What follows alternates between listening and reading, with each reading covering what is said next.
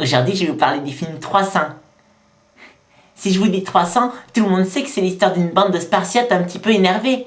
Mais ce qu'on sait pas, c'est pourquoi ils étaient énervés. Donc 300, c'est l'histoire de Léonidas, un mec dans le métier, et de n'être pas content, de crier, de taper, et surtout de n'être pas content. Donc au début du film, on se doit de comprendre pourquoi il n'est pas content. Dès son plus jeune âge, il fut initié à la violence du combat. À l'âge de 7 ans, comme le veut la coutume à Sparte, le garçon fut enlevé à sa mère et plongé dans un monde de violence. Ça, c'est pas une excuse. Moi, j'en connais qui doivent combattre jeunes et pourtant, ils gardent le sourire.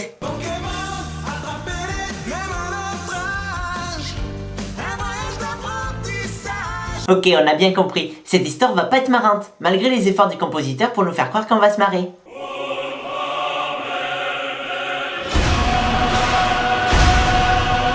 Au début du film, le bon roi Léonidas, un mec calme, serein et très fréquentable, marche aux côtés d'un étranger. Ce n'est pas que Léonidas n'aime pas les étrangers, c'est juste qu'il n'aime personne. J'aurais peut-être dû être roi de Sparte, moi, au lieu de devoir regarder tous ces films pourris. Toujours est-il que ce salaud d'étranger a le malheur de lui poser une question. Alors, vous êtes français? Américain? Nous sommes des Spartiates!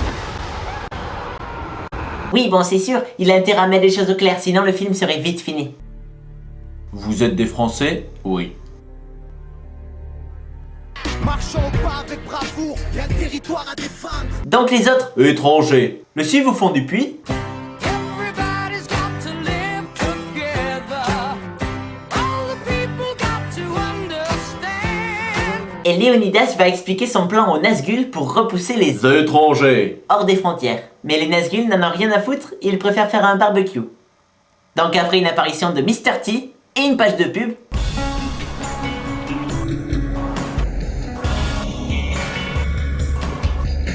Léonidas rejoint ses troupes, prêt au combat. C'est ton fils. Il est trop jeune pour avoir senti la chaleur d'une femme. J'en ai d'autres pour le remplacer. C'est pas ta chaleur qui doit sentir, c'est celle d'une femme.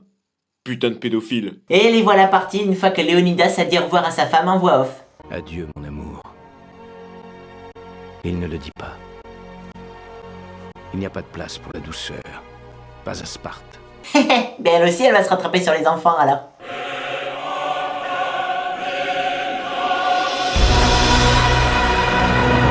Donc, après que les Spartiates aient exhibé leurs plus belles petites culottes,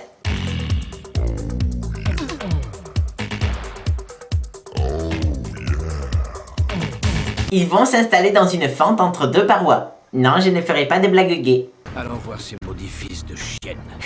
Oui, du coup, les Perses ont intérêt à serrer les fesses. Et les Perses ne mettent pas longtemps à venir et un combat s'engage qui tourne vite à la merguez party.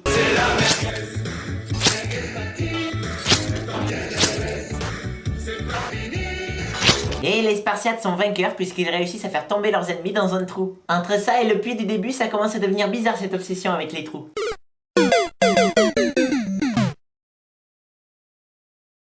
Les voilà donc au stage suivant, et puisqu'on sait bien qu'après quelques niveaux, on tombe toujours sur Bowser, on va enfin découvrir à quoi ressemble Xerxes, le boss final de ce film. Oh, you touch my tra-la-la. My ding-ding-dong. Ah bah, heureusement qu'il s'est mis en slip Léonidas, il est sûr de marquer des points comme ça. Tu as beaucoup d'esclaves, Xerxes, mais peu de guerriers. Le moment est proche où ils craindront mes coups de lance plus que tes coups de fouet. Retourne-toi, retourne-toi, retourne-toi. Ce n'est pas le fouet qu'ils craignent. C'est mon... Top! C'est le moment de notre petit jeu. Finir la phrase!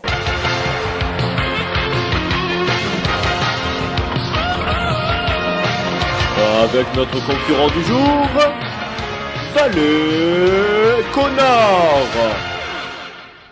Alors, c'est mon pouvoir, non? C'est mon père, non, je vois pas ce que ça me fout là. C'est mon pénis. Ouais, réponse 3, c'est mon pénis. Ah ouais, c'était ça? C'est mon pouvoir? C'est mon pouvoir divin. Ah, j'y étais presque. Valet Connard. Quoi? Tu as épuisé ton quota de blagues gays aujourd'hui. Ah, juste une dernière. Non. Ah! Tes rivaux d'Athènes s'agenouilleront devant toi. Donc Léonidas revient parmi les et leur annonce qu'ils doivent se préparer. Car à moins que je ne me trompe, une nuit de fureur nous attend. Fureur!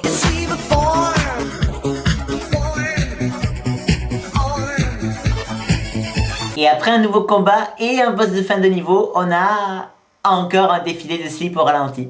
Mais un défilé badass!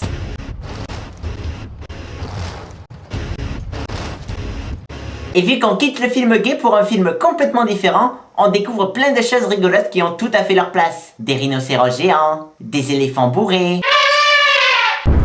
des boules de feu, et même l'apparition du célèbre super-héros Beatman. Beatman, habillé comme un gland. Beatman, il aime les enfants.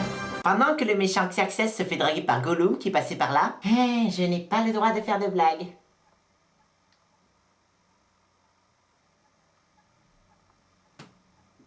Tu verras. Je suis bon. La femme de Léonidas goûte elle aussi à l'épée d'un Spartiate. En effet, elle va obtenir audience près du conseil et doit en quelque sorte acheter sa place n'étant pas supposée y être. Eh ben, heureusement qu'elle doit pas acheter de place de concert. Je recherche une place pour le concert de Justin Bieber. Ça ne sera pas vite fini. Tu n'auras aucun plaisir. Les Spartiates se reposent en vue d'un autre combat au ralenti. Mon capitaine,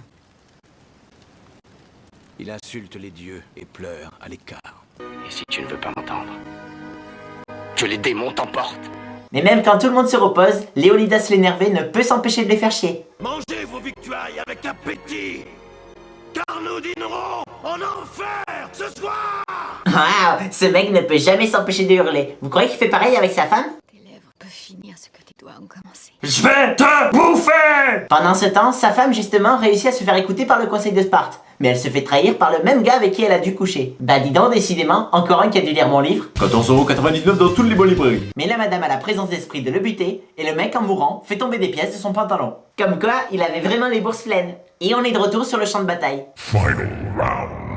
Léonidas et ses hommes se retrouvent devant Xerxes, et ils se voient l'opportunité de déposer les armes au lieu de crever bêtement. Son casque est étouffant. Son bouclier est lourd. Ces morpions sont fourmillants. Léonidas a un plan de génie pour gagner. Il fait semblant de se rendre. Et forcément tout le monde le croit puisque depuis le début du film il a dit qu'il le ferait. Hein?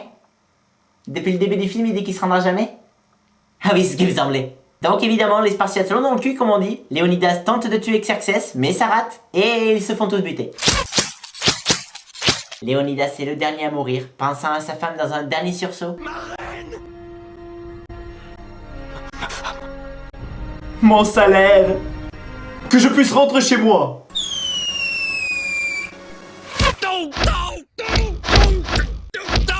Et on a droit à l'épilogue traditionnel de ce style de film, un an après, juste avant une autre bataille menée par d'autres Spartiates. Dites tous merci à Léonidas et au valeureux 300 pour la victoire.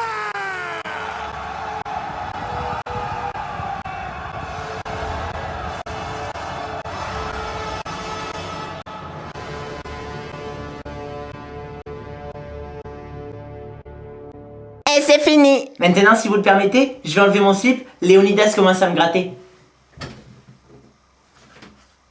Eh mais t'as amené les 300 avec toi?